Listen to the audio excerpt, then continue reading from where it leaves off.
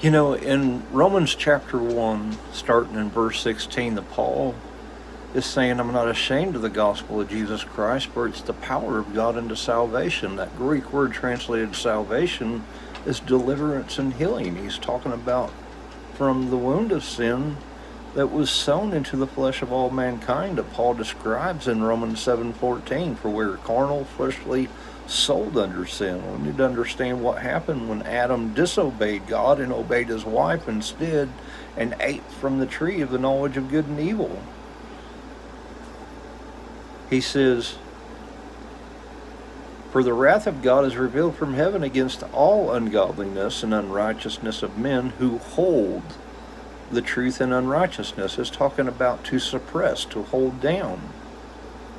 Because that which may be known of God is manifest in them, for God has shown it unto them.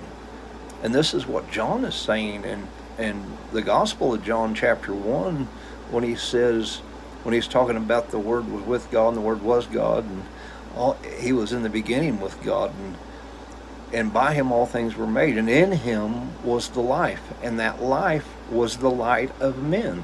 As the proverb says, that the spirit of man is the candle of the Lord.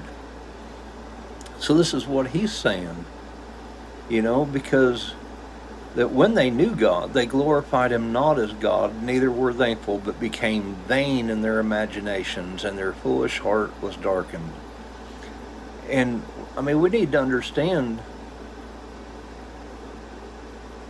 what he says in verse 18, the wrath of God is revealed from heaven against all ungodliness and unrighteousness of men who hold down the truth in unrighteousness.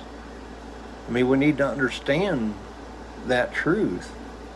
This goes back to what Jesus said to the assembly of called out ones in Revelations that were lukewarm. He said, I would that you were either hot or cold, but since you are lukewarm, I'm going to spew you out of my mouth.